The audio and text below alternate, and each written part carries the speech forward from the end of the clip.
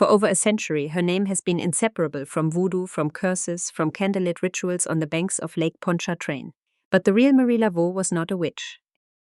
She was a free woman of color in antebellum New Orleans, who built an information empire from the inside of wealthy women's bedrooms, and whose actual power had almost nothing to do with the supernatural. Before we begin, if you enjoy stories like this, please consider subscribing to Darkest Splendor so you never miss a new video. Your support truly helps us continue bringing these forgotten lives to light. Now let us go back to the beginning. To understand Marie Laveau, you have to understand the city she was born into. And New Orleans in 1801 was not like anywhere else in America. It was not even trying to be. At the time of Marie's birth, on September 10, 1801, Louisiana was still technically under Spanish colonial administration, though by treaty the territory had already been restored to the French Republic.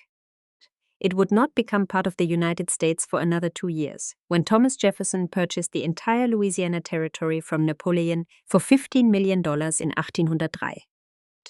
So Marie Laveau entered the world in a place that was French in culture, Spanish in governance, African and Caribbean in its spiritual undercurrents, and Catholic in the way that only a colonial port city on the Gulf of Mexico could be Catholic, which is to say deeply, formally, and with a great deal of room underneath the surface for things the church would not have officially approved of. New Orleans operated on a racial system that had no equivalent anywhere else on the continent. Most of the American South understood race in 2 categories. You were white or you were black, free or enslaved. But New Orleans had a third caste, and that third caste is where Marie Laveau's entire world was located. They were called the gens de couleur libres, the free people of color. They were not white. They were not enslaved. They occupied a position between the two that was legally recognized, culturally distinct, and, depending on the decade and the political winds, either remarkably privileged or dangerously precarious. Many of them were of mixed French, African, Spanish, and Native American ancestry. They owned property, they ran businesses, they educated their children. Some of them, and this is a fact that sits uncomfortably in any simplified version of the story, owned enslaved people themselves. By 1804, the year after the Louisiana Purchase, the population of the French Quarter alone included over 1,500 free people of color, roughly 30% of the total free population of the neighborhood. They were Francophone, Catholic, and deeply rooted in a community that predated the American acquisition of the territory by generations. They had their own social networks, their own economies, their own hierarchies. And they lived with the constant awareness that their freedom, however real, was conditional on a system that could change its mind about them at any time. This is the world Marie Catherine Laveau was born into. And her family's history tells you everything about how that world actually worked. Her great-grandmother had arrived in New Orleans as an enslaved woman from West Africa around 743. We do not know her name. What we know is that her daughter, a woman named Catherine Henry, was also born into slavery. Catherine was eventually purchased by a free woman of color named Françoise Pommet, and through years of labor and determination, Catherine managed to buy her own freedom in 1795. That is not a small thing. A formerly enslaved woman, purchasing herself out of bondage and then doing something even more remarkable. She bought property. In 1790, Catherine commissioned the construction of a small cottage on St. Anne Street, between Rampart and Burgundy, in the heart of the French Quarter. That cottage would remain in the family for decades. It would become the most famous address in the history of New Orleans voodoo. But before it was any of that, it was simply the home that a freed woman built with money she had earned after buying the only thing that mattered, which was herself. Catherine's daughter, Marguerite Henry, known also by the surname d'Arcantel after a man she was involved with for a time, was also born enslaved but eventually gained her freedom. Marguerite was a woman of African, French, and possibly Native American ancestry. She never married Marie's father. His name was Charles Laveau, and depending on which source you consult, he was either a free man of color himself or a white Creole of considerable standing. Some accounts identify him as the son of Charles Laveau Trudeau, who served as the Surveyor General of Louisiana and later as a prominent civic figure in the city. What is clear from the historical record is that Charles Laveau acknowledged Marie as his natural daughter. He was not listed on her baptismal certificate, which was common when the parents were unmarried, but he later claimed her as his heir in legal documents. He was present in her life. He signed her marriage contract years later. 6 days after her birth, Marie was carried to St. Louis Cathedral, the oldest Catholic parish in what would become the United States, and baptized by a priest named Père Antoine. The baptismal record described her as a free mulatto girl. Her grandmother Catherine stood as her godmother. The entry was written in the priest's own hand. Marie was the first person in her direct maternal line to be born free. Her great-grandmother had been enslaved. Her grandmother had been enslaved. Her mother had been enslaved. And then Marie arrived, and the chain broke. Not because the system had changed, but because the women before her had worked and saved and endured long enough to place her on the other side of a line that most people in their position never crossed. She grew up in Catherine's cottage on St. Anne Street, raised primarily by her grandmother and her mother, in a household where Catholic devotion and older African spiritual traditions coexisted without apparent contradiction. There was Mass on Sunday.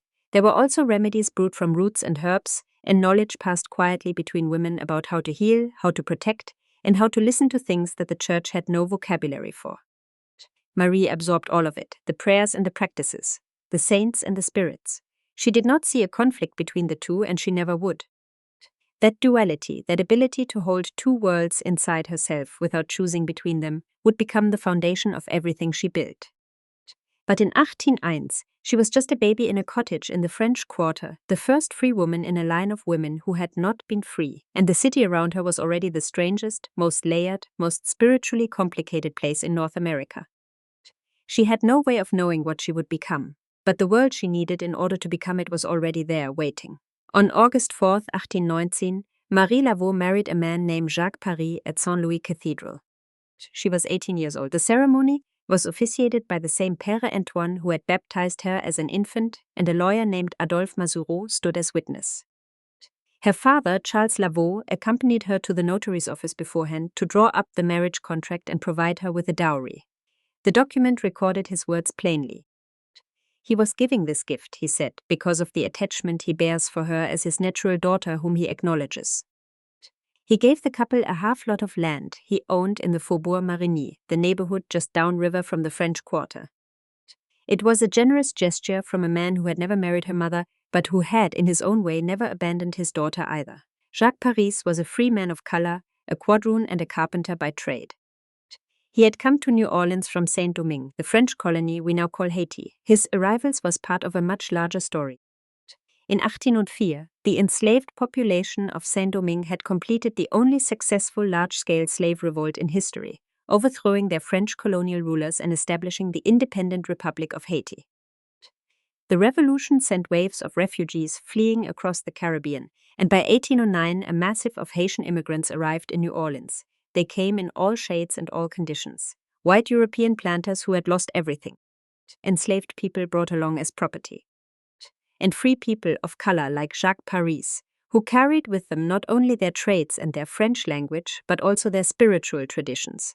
Traditions that would merge with the African practices already present in Louisiana and deepen the roots of what would become New Orleans voodoo.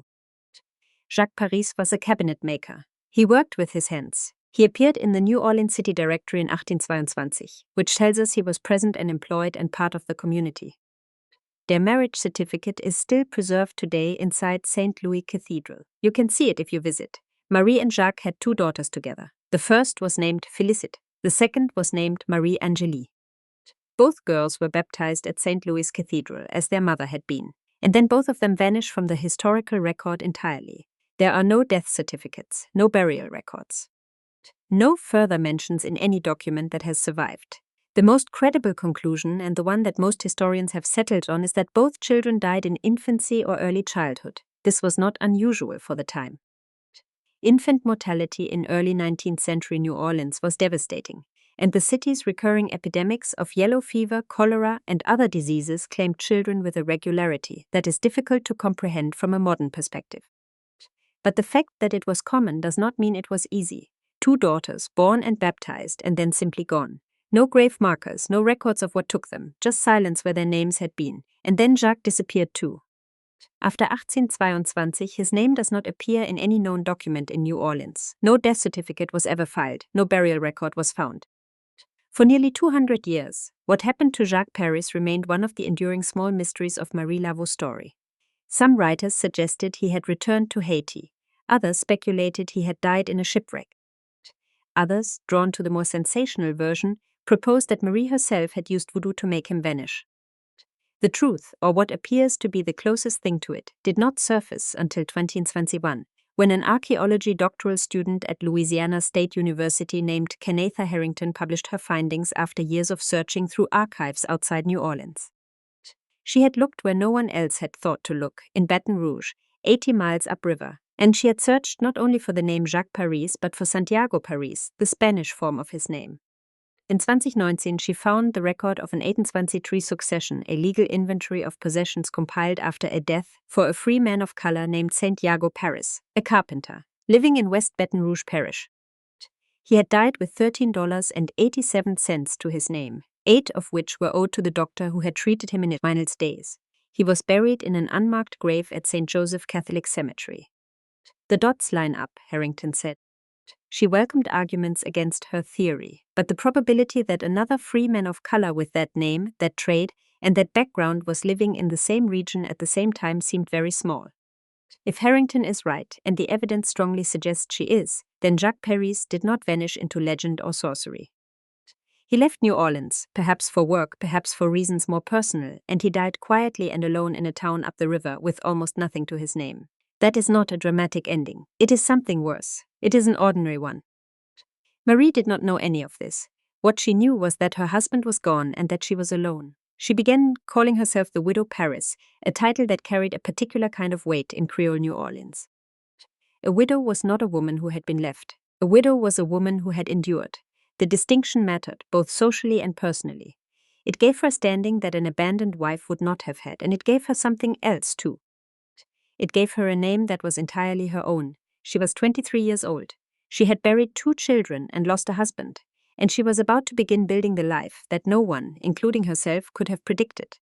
But before any of that, there was a practical question that needed answering first. She needed to eat, she needed to work, and the work she found would turn out to be the most important decision she ever made. After Jacques Paris vanished, Marie needed to support herself. She was a young widow in the French Quarter with no husband's income to rely on and no formal education. Like many free women of color in early 19th century New Orleans, she was illiterate. She could not read or write, but she could do something else. She could talk to people, and more importantly, she could listen. Marie Laveau became a hairdresser. It is worth pausing here, because the word does not carry the same weight now that it did then. In the New Orleans of the 1820s and 1830s, a hairdresser who served wealthy Creole and white women did not work in a shop on a busy street corner. She went to their homes. She was admitted through the front door or sometimes the side door and led into the most private room in the house, the boudoir, the ladies' dressing room. The space where a woman sat at her mirror and let her guard down because there was no one present except the woman fixing her hair. And in that room people talked. A mid-19th century account of the profession described it plainly. The hairdresser's work, it said, called her into the upper classes of society almost exclusively, and nowhere did hearts betray themselves more unguardedly than in the private boudoir, where the hairdresser's presence made her a daily attendant. That is not a casual observation. That is a description of excess, the kind of excess that politicians would pay for, that lawyers would scheme to obtain, and that Marie Laveau received simply by showing up with a comb and a steady hand. You have to understand what these women were living with. The wives of New Orleans' wealthiest men were in many cases isolated. Their husbands kept mistresses openly. The system of plaquage, in which white men maintained formal relationships with free women of color, often with the knowledge and tacit tolerance of their legal wives, was a defining feature of the city's social order. Financial anxieties were real and seldom discussed outside the household. Legal disputes, inheritance battles, family scandals, political maneuvering, all of it circulated through the parlors and bedrooms of the French Quarter in whispers. And Marie, standing behind these women, brushing and pinning and arranging their hair, heard all of it. But she did not stop at listening. This is where Marie's intelligence moved from passive to deliberate. She built a network. The servants and enslaved people who worked inside the homes of her wealthy clients became her sources. Some she paid, some she helped with remedies and cures. Some she frightened, or at least allowed to believe that crossing her would be unwise. The result was the same. Information flowed toward Marie Laveau from every direction. She knew which husband was spending money he did not have. She knew which wife suspected an affair. She knew which judge had a weakness and which politician could be pressured. She knew things about the powerful families of New Orleans that those families did not know she knew. And then, when someone came to her for help, whether it was a worried wife or a desperate businessman or a mother whose son was facing trial, Marie already had the answers, not because the spirits had told her, but because the cook in the house across the street had. It is important to be careful here, because the line between what Marie actually did and what was later attributed to her is not always easy to draw. Some scholars have pointed out that no archival record has been found of Marie Laveau advertising as a hairdresser in any New Orleans directory or census. The hairdresser story may have originated, or at least been amplified, after her death, when writers and journalists were constructing explanations for a power they could not otherwise account for. But the weight of oral tradition and contemporary accounts is substantial, and most credible historians of Marie Laveau's life, including Carolyn Morrow Long and Ina Johanna Fandrich, treat the hairdressing connection as the most plausible explanation for her extraordinary knowledge of the city's private affairs. What is beyond dispute is that Marie Laveau possessed an understanding of New Orleans that was almost without parallel.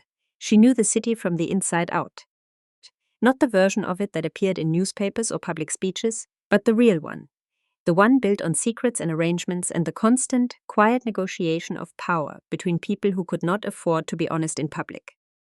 A newspaper account published a few years after her death described her with a kind of reluctant admiration. It said she was gifted with beauty and intelligence, and that she had ruled her own race and made captive of many of the other. Another account from Echt 81 noted that she came in daily contact with the best-informed men of that period, and possessing a remarkably retentive memory, it was no wonder she acquired a large store of valuable information. The passage went on to say that the course she suggested generally proved the wisest, and that she soon possessed a larger clientele than the most astute and far-seeing legal counselor. That is not a description of a sorceress. That is a description of a strategist, a woman who understood that in a city built on hierarchy and secrecy, the person who holds the most information holds the most power. Marie did not need to read or write. She needed to remember. And by all accounts, her memory was extraordinary. The hairdressing years gave Marie Laveau something that no ritual or ceremony ever could have provided on its own. They gave her the raw material, the names, the debts, the affairs, the fears. Everything that makes a person vulnerable. And Marie, who had already survived the loss of 2 children and the disappearance of a husband and the daily reality of being a free woman of color in a society that could change the rules on her at any moment, understood vulnerability better than most. She was not yet the voodoo queen. That title was still ahead of her, but the foundation for it was already in place, and it was not built on magic. It was built on knowing things that other people did not want known. Voodoo did not arrive in New Orleans with Marie Laveau. It was already there, woven into the city long before she was born. The tradition had come across the Atlantic with enslaved West Africans, carried in memory and in practice through generations of bondage. It had deepened and transformed with each wave of arrivals, particularly the massive influx of Haitian refugees after 1809, who brought with them a more structured form of the religion shaped by the revolution in Saint-Domingue. By the early 19th century, voodoo in New Orleans was a living, breathing system of spiritual belief that blended African cosmology, Caribbean ritual, and, in ways that might seem contradictory but were not, Roman Catholicism. Saints became interchangeable with spirits. Holy water was used alongside gris-gris. The line between a prayer and a spell was thinner than outsiders understood. Before Marie, there were other queens. Sanit Dede is generally considered the first woman to hold that title in New Orleans, a formerly enslaved woman who had purchased her own freedom and who led ceremonies with a following large enough to be noticed and feared. After her came Marie Zalob, another practitioner of considerable reputation. The position of voodoo queen was not hereditary and not appointed. It was earned through force of personality, through demonstrated power, and through the willingness to occupy a role that the white establishment viewed with a mixture of fascination and horror. Marie Laveau entered this world sometime in the 1820s. The exact path is not entirely clear, which is itself part of the story. According to oral tradition and most credible accounts, she studied under Dr. John, also known as Bayou John or John Montagny. He was a remarkable figure in his own right. Born around 1803 in Senegal, he had been kidnapped and enslaved, brought first to Cuba and eventually to New Orleans, where he gained his freedom and became one of the most prominent voodoo practitioners in the city. He lived on Bayou Road, owned property, ran a coffeehouse, told fortunes, and was known as a master of gris-gris, The small cloth pouches filled with combinations of herbs, roots, powders, bones, and other materials that were believed to carry protective or manipulative power. Some accounts also place Marie under the mentorship of Sunny Dede herself, though the details remain debated. What is not debated is the speed of Marie's rise. By 1830, she was already recognized as one of several voodoo queens in the city. And within a few years after that, she was the only one who mattered. The reason was not simply spiritual authority, it was strategy. Marie Laveau did something that none of her predecessors had done with the same deliberateness. She merged voodoo with Catholicism in a way that made it accessible and, more importantly, acceptable to people who would never have gone near a voodoo ceremony on its own terms. She brought in holy water. She placed statues of the saints alongside her altars. She burned candles that could have been found in any Catholic church. She continued attending Mass regularly at St. Louis Cathedral, maintained a close relationship with Père Antoine, the same priest who had baptized her and married her, and he, for his part, continued offering her the sacraments despite her voodoo practice. Whether this was genuine theological syncretism or a brilliant act of cultural translation is something historians have argued about for a long time. The answer is probably both. The effect was transformative. Wealthy white women who might have been repelled by an African spiritual ceremony found themselves drawn to Marie's consultations because the trappings were familiar enough to feel safe. Free people of color who were devout Catholics found that they did not have to choose between their faith and their traditions. And the poorer residents of the city, black and white alike, found in Marie someone who would actually listen to their problems and offer practical help. She dispensed advice on marriages, on money, on legal troubles. She prepared gris-gris tailored to individual needs. She told people what she knew, sometimes framing it as spiritual insight, sometimes not bothering to frame it at all. Her ceremonies operated on 3 levels. At her cottage on St. Anne Street, she met clients privately, heard their troubles, and offered counsel. In the backyard of that same cottage, she held smaller rituals conjuring the spirit known as the Grand Zombie, the deity Dambala Wedo, who manifested through a snake. At Congo Square, the open public space where enslaved and free people of color had gathered on Sundays for generations to drum and dance and worship, Marie presided over larger gatherings. She sold gris-gris, offered spiritual services, and moved through the crowd with the confidence of someone who knew she belonged at the center of it. And then there was Lake Pontchartrain. On the shores of Bayou St. John, on the edge of the Great Lake north of the city, Marie staged her most dramatic public ceremonies. The largest and most famous of these took place every year on St. John's Eve, the night of June 23rd, the Catholic feast of St. John the Baptist, which also coincided with the summer solstice. Drums, singing, bonfires, dancing, and what observers described as spirit possession. White journalists who snuck through the woods to watch these gatherings wrote breathless accounts of what they saw, and their descriptions were almost certainly exaggerated by a mixture of genuine shock and racial fantasy. But the scale of the events was real. One account from 1874 estimated the crowd at nearly 12,000 people. Nobody else in the city could command that kind of attention. Not the politicians, not the clergy, not the press. Robert Tallant, the author of one of the most widely read early histories of New Orleans voodoo, wrote a line that has been repeated so often it has become almost a cliché, but it endures because it captures something true. No event in any household in New Orleans, he wrote, was a secret from Marie Laveau. That is the kind of power that does not need to announce itself. It simply exists and everyone adjusts their behavior around it, whether they believe in the spirits or not. There is a story that has been told so many times it has become part of the furniture of Marie Laveau's legend. A wealthy man came to her in desperation. His son had been accused of murder. The lawyer said the case was hopeless. The man offered Marie anything she wanted if she could save the boy from the gallows. She agreed. In the days before the trial, she went to St. Louis Cathedral and knelt at the front altar and prayed for hours to the saints and the spirits alike. While she prayed, she held 3 guinea peppers under her tongue, the searing heat of them a form of penance, an offering of her own suffering in exchange for divine intervention. On the morning of the trial, she placed those peppers beneath the judge's seat. According to one version, she also nailed a cow's tongue under the prosecutor's chair, which rendered him unable to speak coherently. The son was acquitted. Marie received a house on St. Anne Street as payment. The reality, as historians have demonstrated, is less dramatic. Marie's cottage on St. Anne Street came to her through her grandmother Catherine, who had purchased the lot in 1798. The peppers and the cow's tongue belonged to legend, not the legal record. But the story endures because it captures something that was genuinely true about Marie Laveau, even if the specific details are invented. She could influence outcomes. She could intervene in the machinery of power in ways that a free woman of color was not supposed to be able to do. And the people of New Orleans, both the ones who feared her and the ones who loved her, understood that her reach extended into places that should have been closed to someone like her. The courtrooms were one of those places.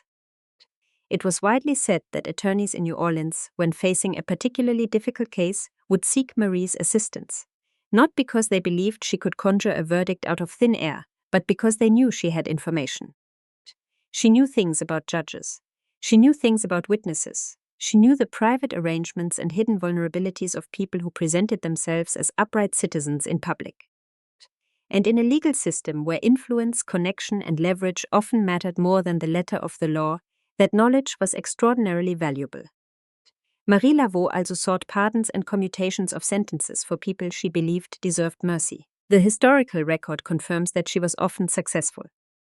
How she achieved this, through personal appeals, through spiritual pressure, through the quiet deployment of information she had gathered over years, is impossible to determine with certainty at this distance.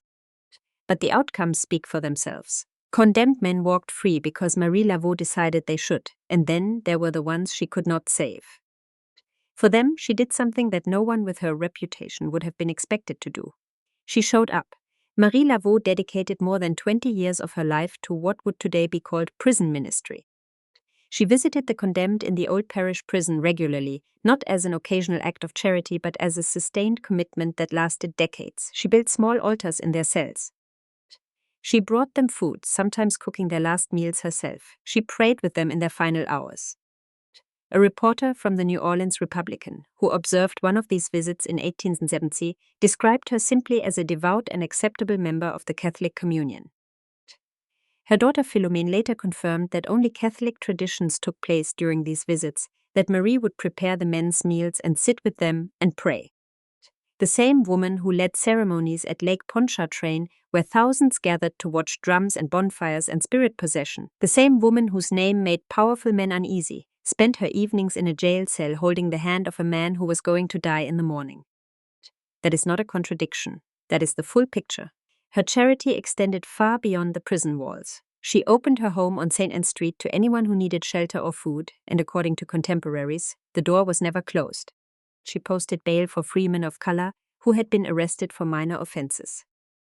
She sponsored the education of an orphaned boy at the Catholic Institution for Indigent Orphans, a remarkable act for a woman who had never learned to read or write herself. She took in abandoned children from the streets and raised them alongside her own. She offered the use of her family tomb to strangers who had no burial place, which, in a city where proper burial mattered enormously, was an act of generosity that carried real weight. And during the yellow fever epidemics that devastated New Orleans repeatedly throughout the 19th century, epidemics that killed thousands and sent those who could afford to flee running for higher ground, Marie stayed. The Great Epidemic of 1853, the catastrophic outbreak of 1878. She was there for both, moving from patient to patient, administering herbal remedies, providing what comfort she could to people who were dying in conditions that are difficult to describe without flinching. She did this at enormous personal risk. Yellow fever did not discriminate, and the people who nursed its victims often became its victims themselves. The Staunton Spectator, in an account published shortly after her death, wrote that during these epidemics she proved herself a noble woman, going from patient to patient, administering to the wants and needs of each and saving many from death. The right Lafcadio Hearn, who lived in New Orleans and knew the city intimately, called her simply one of the kindest women who ever lived. That is the part of Marie Laveau's story that does not fit neatly into the legend. The Voodoo Queen is a good character for a ghost tour. The woman who sat with dying men in a prison cells and nursed strangers through a plague is harder to turn into entertainment. But she was both of those people, simultaneously, for decades. And the power she accumulated came not only from what she knew about people's secrets, but from what she was willing to do for them when no one else would. There is no spell for that. There is no grease that produces that kind of devotion. It is just a woman deciding, over and over again, to show up in the places where showing up costs something. Around 1826, Marie Laveau began a relationship with a man named Christ Dominique Dumini de Glapion. The name alone tells you something about who he was. He came from a noble French family with deep roots in Louisiana's colonial elite. He had served with distinction in the Battle of New Orleans in 1815, fighting under Daquan in a battalion composed of free men of color from Saint-Domingue, which placed him in one of the more unusual corners of American military history. He was, by the legal definitions of the time, a white man, and Marie Laveau was not. Louisiana's anti-miscegnation laws made marriage between them illegal. It did not matter that they loved each other. It did not matter that they would spend the next 3 decades building a life and a family together. The law was unambiguous. A white man and a free woman of color could not be married in the state of Louisiana, so they were not married. They lived together in a domestic partnership that was recognized by their community and by the church, if not by the courts. In some accounts, Glapion effectively passed into the population of color, choosing to live on Marie's side of the racial line rather than on his own. That is not a small decision. For a man of his lineage and standing, it meant giving up the full protections and privileges that his whiteness would have otherwise guaranteed. What it meant to Marie is harder to know because Marie Laveau did not leave letters or diaries. She could not read or write. Everything we know about her inner life comes through the accounts of others, and those accounts are rarely concerned with how she felt about the man she shared a bed with for 30 years. But the facts are suggestive. They stayed together. They raised children together. When Glapion died in 1855, Marie had been with him for nearly 3 decades. That is not an arrangement of convenience. That is a life. They had 7 children together, according to baptismal records at St. Louis Cathedral. 7 children baptized, named, and entered into the official record of the church. François Auguste, Marie-Louise Caroline, Celeste Albert, Archange, and others. The names are there in the parish registers, written in ink that has survived nearly 200 years. But the children behind most of those names did not. Of the 7, only 2 survived to adulthood. Marie-Heloise Euchariste, born in 1827, and Marie Philomene, born in 1866. The other 5 died in childhood. The causes are not recorded in most cases, but the context tells the story well enough. New Orleans in the middle decades of the 19th century was one of the deadliest cities in the United States. Yellow fever alone killed more than 8,000 people in the epidemic of 1853. Cholera swept through repeatedly.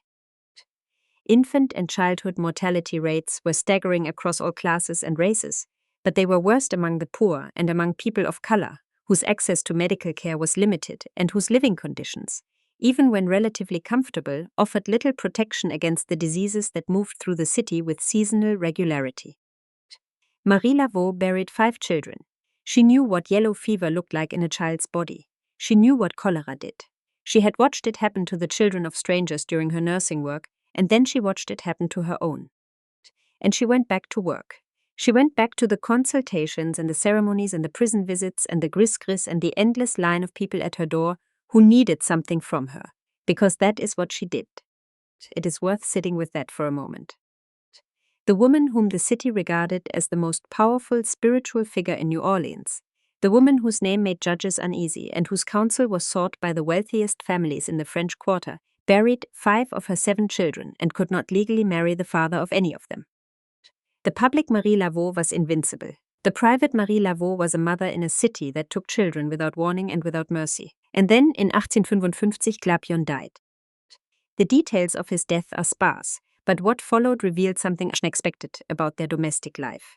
Glapion had apparently made unwise business speculations in the years before his death, and the family was left heavily in debt.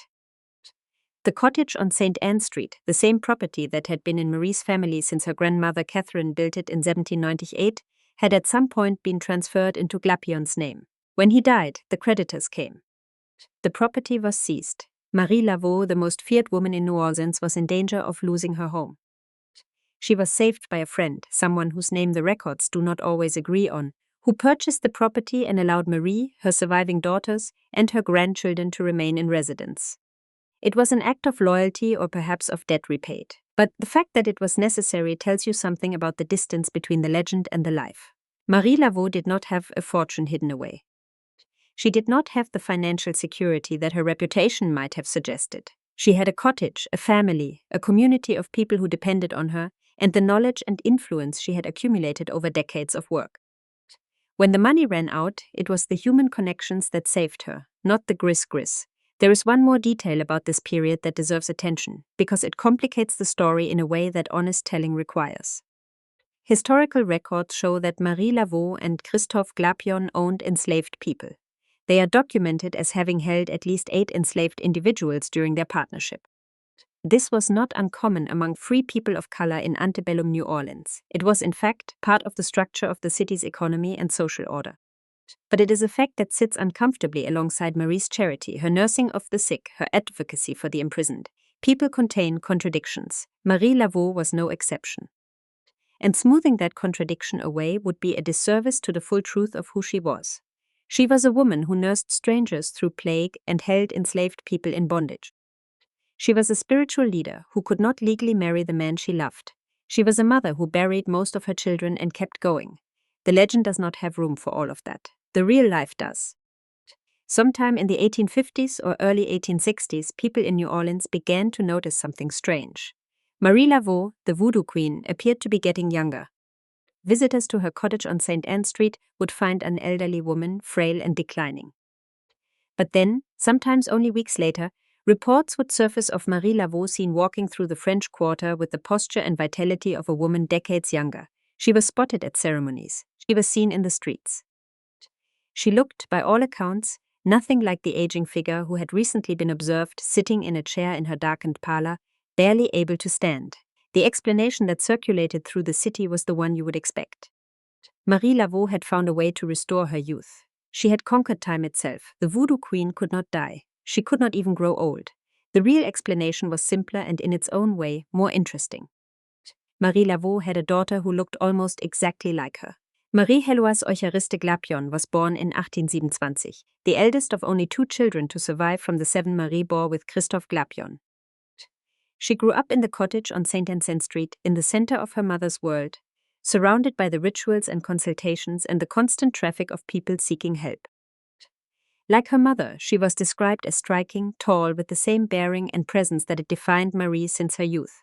And like her mother, she began practicing voodoo. The transition was gradual enough that most people did not notice it happening. As the elder Marie withdrew from public ceremonies in the 1860s, her daughter stepped forward. She continued the work at the cottage. She presided over rituals. She met with clients. She was, to anyone who did not know the family intimately, Marie Laveau, the same name, the same address, a face similar enough to sustain the illusion, particularly for people who saw her infrequently or from a distance. The effect on the legend was extraordinary. It created the impression that Marie Laveau was ageless, that she had been the voodoo queen for 40 years without losing a step, that whatever power she possessed had exempted her from the ordinary deterioration of the body. The myth of her immortality was not invented by Marie herself. It was the accidental byproduct of a daughter who inherited her mother's looks and her mother's vocation, and carried both forward without publicly distinguishing between them. But the real Marie was not ageless. She was aging rapidly, and the final years were hard. In 1869, the Commercial Bulletin reported that the famous Marie Laveau was retiring and that a new queen would be crowned at that summer's St. John's Eve ceremony. By the early 1870s, Marie had largely withdrawn from public life. In 1873, when a justice of the peace visited her cottage to take testimony in a legal matter, she told him plainly that she was about 70 years old and had been sick for some time. She said she was too sick to leave her room and could not walk. In 1875, a reporter from the Daily Picayune called at the cottage and found her there. He described what he saw without sentimentality. She had once been a tall, powerful woman, he wrote, but was now bent with age and infirmity. Her complexion was a dark bronze and her hair was grizzled black. Her trembling hand was supported by a crooked stick. Years later, when the Louisiana Writers Project sent researchers to interview elderly residents of New Orleans who remembered Marie Laveau, some of them described exactly the woman the 1875 reporter had seen. A wrinkled, shriveled-up lady with snow-white hair who looked like a witch and was so old she could hardly walk. But others, interviewed in the same project, remembered something entirely different. They remembered a woman who was beautiful, vibrant, and youthful right up until the end. They were not lying. They were remembering a different Marie. The confusion between the two Marys has never been fully resolved, and it probably never will be. Marie-Heloise died around 1862, which complicates the timelines considerably because sightings of a younger Marie Laveau continued well beyond that date. Marie Philomene, the younger daughter, survived until 1897, but she spent years after her mother's death insisting to reporters that Marie had been nothing more than a devout Catholic and had nothing to do with voodoo. She denied the snake. She denied the ceremonies. She denied all of it. It is difficult to reconcile that denial with the idea that she had been secretly operating as her mother's double for decades, so the question remains open. Was there truly a Marie Laveau II who carried on the work, or was the myth of two Marys itself another layer of legend built on top of a life that was already impossible to see clearly? Historians like Caroline Morrow-Long have argued that the concept of a distinct Marie Laveau II was largely a 20th century invention, a narrative convenience that explained the apparent contradictions in the historical record without requiring anyone to sit with the messier truth, which is that we simply do not know everything that happened inside that cottage on St. Anne Street. What we do know is this. While the city was still telling stories about a voodoo queen who could not age, the actual woman who had earned that title was lying in a back room of her own house, cared for by her daughters, unable to walk, unable to leave, watching her legend grow larger in the exact proportion that her body grew smaller. There is something almost unbearable about that image. The most powerful woman in New Orleans, the woman whose name alone could change the course of a trial or empty a room, reduced to a bed in a cottage she nearly lost to creditors, listening to the city talk about her as though she were still out there, still young, still invincible. She was none of those things. She was a woman in her 70s, and she was dying, and the myth did not need her permission to keep going. Marie Catherine Laveau died on June 15, 1880, in the cottage on St. Anne Street, where she had been born nearly 80 years earlier. Her daughter and grandchildren were at her bedside. She had not left that room in years. The funeral took place the following evening at 5 o'clock, conducted by Father Hyacinth Mignot of Saint Louis Cathedral. The Daily Picayune noted that her remains were followed to the grave by a large concourse of people, the most prominent and the most humble joining in paying their last respects to the dead. Their detail is worth pausing on. In a city where race determined where you could walk and where you could sit and who you could marry, Marie Laveau's funeral procession included both, the prominent and the humble, the people she had advised and the people she had nursed. The people who had paid her and the people she had fed for free, they all came. She was interred in the middle vault of the Glapion family tomb in St. Louis Cemetery No. 1, the oldest cemetery still standing in New Orleans, a city of the dead built above the ground because the water table sits too close to the surface for conventional burial. The cemetery dates to 1789. It holds hundreds of whitewashed above-ground mausoleums, row after row of them, pressed close together like the houses of a neighborhood that has been here longer than anything around it. Marie's tomb is one of many. It is not the largest, it is not the most ornate, but it is, by a considerable margin, the most visited. The obituaries appeared in the local papers and, remarkably, in the New York Times as well. For a free woman of color who could not read or write, who held no public office and belonged to no recognized institution of power, to receive a notice in the paper of record of the nation's largest city was itself a measure of how far her name had traveled. The coverage was mixed. Some accounts praised her as a saintly figure who had nursed the sick and comforted the condemned. Others described her as the leader of a superstitious sect, a cunning woman who had maintained her power through trickery and fear. The truth, as always with Marie, was somewhere in the territory between those two descriptions, in a place that neither version was fully equipped to reach. What happened next is almost entirely about the myth and almost not at all about the woman. In the decades after her death, Marie Laveau's legend grew in inverse proportion to the number of people alive who had actually known her. Writers embellished, journalists sensationalized, novelists fictionalized. The stories got bigger, the snake got more dramatic, the ceremonies became wilder in the telling than they had ever been in life. By the early 20th century, Marie Laveau had become less a historical person and more a character in the folklore of New Orleans, something between a saint and a ghost, a figure people could project their fears and their fascinations onto without ever having to reckon with who she actually was. And then there is the tomb. At some point, a tradition began. Visitors to St. Louis Cemetery No. 1 started marking Marie Laveau's tomb with 3 X marks, scratched or drawn onto the whitewashed surface, in the belief that doing so would cause the voodoo queen to grant their wishes. They left offerings at the base: cigarettes, rum, Coins, beads, flowers, handwritten notes, candles. They pressed their fingers against the plaster and whispered what they wanted. They came from New Orleans and they came from everywhere else. They still come. Preservationists have pointed out repeatedly that the practice of marking the tomb with X marks has no basis in any known voodoo tradition. It appears to have been invented sometime in the 20th century, possibly by tour guides, possibly by visitors, possibly by no one in particular, which is often how traditions take hold. What is not in dispute is the damage it caused. The constant scratching and marking deteriorated the surface of the tomb to the point where restoration became necessary. In 2014, the tomb was fully restored and a fine was put in place for anyone who attempts to write on it again. The cemetery now requires visitors to be accompanied by a licensed tour guide. None of this has stopped the pilgrimages. People still come. They still leave offerings. They still ask for things. And there is something in that persistence that says more about Marie Laveau's power than any story about guinea peppers under a judge's chair ever could. More than 140 years after her death, people who never met her, who know almost nothing about the actual details of her life, who could not tell you the name of her grandmother or her husband or her children, still come to this tomb and ask for her help. They are not asking the real Marie Laveau. They are asking the idea of her. And the idea is powerful enough that it does not need the facts to sustain it. But the facts matter. They always do. Because underneath the legend, underneath the ghost tours and the television shows, and the songs written about her and the voodoo shops that bear her name, there was a woman. A woman whose great-grandmother was brought to New Orleans in chains from West Africa. A woman whose grandmother bought her own freedom and built a cottage with her own money. A woman who was the first in her line to be born free, and who used that freedom not to escape the world she came from, but to move through it with a kind of intelligence and nerve that the city had never seen from someone who looked like her. She buried 7 of her 9 children. She could not marry the man she loved.